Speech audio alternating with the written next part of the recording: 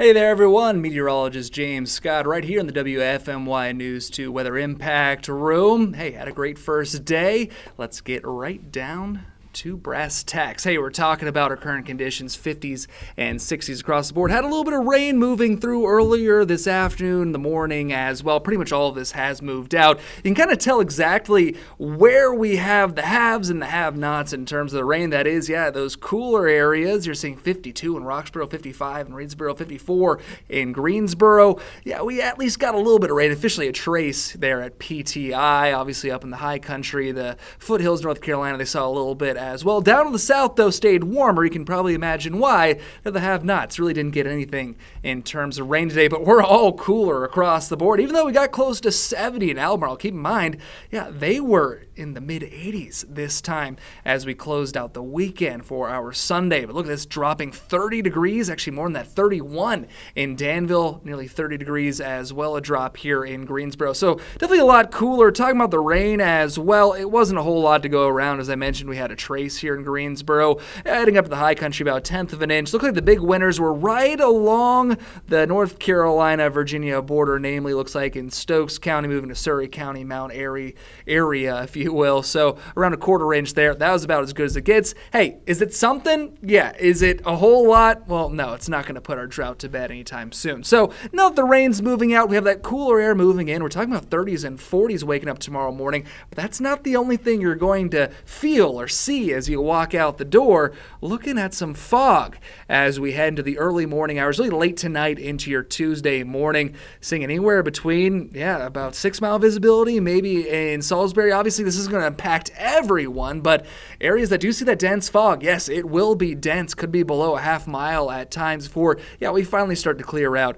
heading out the door for your commute. So especially for your early morning risers, you're turning into the Good Morning Show, of course, definitely want to watch out for some fog, in particular between about 4 and 8 a.m. tomorrow, getting things started. And then, of course, that fog really quite literally melts away by the afternoon. Plentiful sunshine, by the way, temperatures in the mid-70s, but it's definitely going to be a cooler, if not downright cold start to the morning. Let's call it chilly. How about that? 39 in Siler City. So we're seeing some upper 30s and mid to lower 40s pretty much all across the WFMY News 2 area. Triad, Piedmont, of course, in the foothills and high country, obviously. Going to be a little bit cooler in the high country. As I was talking about, certainly going to be warmer as we roll throughout the day. Temperatures swelling nicely into the mid to lower 70s. Plentiful sunshine. Get outside and enjoy it.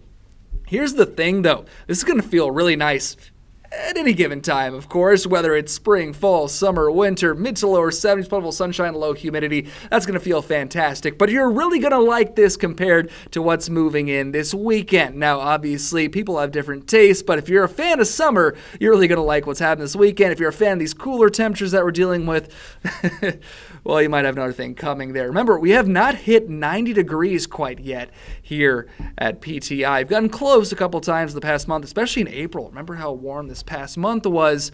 Well, it's going to finally start to catch up there in our May. Actually, I was talking over this with Chief Meteorologist Tim Buckley. It's been warmer so far, at least in terms of average temperatures. It's combining the highs and the lows, of course. It's been warmer so far in April than it has been in May so far. So real quick, before we start talking about actually another rain chance that comes in on Thursday, just want you to know that, yes, some fog could be a problem from 2 to 9. I think in particular between about 4 and 8 a.m. tomorrow. Could see some low visibility. Just take it easy outside. I know you guys know what to do. Again, just looking at the forecast there, it's pretty much all up and out of here by about 9. So let's talk about what's going on really across the state. All kinds of thunderstorm activity actually just off the coast. We had a couple of National Weather Service branches, one in Wilmington, one in Morehead City there along the coast. They were getting reports of waterspouts. Now, fortunately, nothing too severe, and you can see those heaviest of the storms as it loops through here again are really headed out to sea. So really things are winding down across the Tar Heel and Palmetto states. But it certainly was an active time there for a little bit along our coast.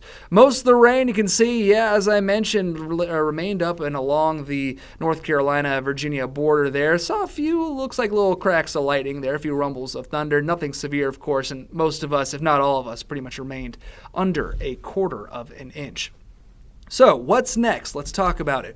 Have that cold front moving in. We have that wedge-like situation. That's really a big reason why we saw that wide temperature discrepancy, not only because of the rain, because that wedge, it didn't quite end up as strong as what we see in the winter, which of course is normal. It's May after all. But yeah, that wedge was able to, wedge itself far enough south that we definitely felt it here in the Triad. Not so much as we move in the southern Piedmont, the Charlotte area, for example. But eventually that's going to move out too. This too shall pass. And in comes a second cold front. Ahead of that, though, we are going to see some warmth, some more winds coming in, at least out of a more southerly direction, not due south itself. Could also see a few thunderstorms kicking off then. Actually, it may be a little interesting as we move late Wednesday into Thursday. Now, I'm not sure if this is going to be widespread severe weather, widespread strong storms, but definitely could see a few heavy cells moving through some gusty winds, maybe very loud storms trying to head to bed Wednesday evening. You're going to see that there. Pretty quick moving storms as well. So that's when we start to get a little bit more concerned about some wind gust potential. Not really going to get into specifics here. We'll talk some more about this as the week progresses, but this should be on your radar quite literally right now as we move late Wednesday into Thursday morning. Again, I'm not expecting anything widespread, nothing devastating by any stretch of the imagination, but it is going to be something to watch out for, again, late Wednesday heading into our Thursday. That is a cold front moving through. It's actually not going to bump down temperatures by too much compared to what we're going to see tomorrow morning. Remember, for your Tuesday, kicking off things, second day of the work week, 30s and 40s. Yeah, remember, this second front, that moves through Wednesday night into Thursday. I think by Saturday, Sunday, we're pushing mid to upper 80s. Could even be hovering around 90 by this time next week. So as things go here in the summer, in the spring, we have these pretty wide temperature swings, and well, this is going to be no different. So in terms of rainfall forecast, in terms of rainfall potential, yeah, it could be anywhere between maybe nothing to about a half inch, and that's just how these things go with these systems. We always seem to have these winners and these losers. Right now, it does appear most models are suggesting our northern counties are going to be more winners. Areas down to the south heading towards the PD, the Uwharrie, yeah, that might be just a little bit drier there. But of course, a lot can and will change over the next 2 to 3 days. We'll be sure to keep you weather-wise there. Now, as we move later into the weekend and early next week, this is what we're talking about in terms of the heat really beginning to move in. And just take a look at this 7-day, folks. It is going to be downright toasty. Saturday, Sunday into Monday. Yeah, it could be pushing well above normal, 10 to 15 degrees in that direction. So remember, a little bit cooler for this Tuesday morning. Lows right around 40 here in the Triad. Obviously even cooler up to the north and west, heading towards the foothills and the high country. Temperatures do rebound a bit more on Wednesday, tracking a few storms late Wednesday into Thursday. But then temperatures go up, up, up. Folks, the heat is on.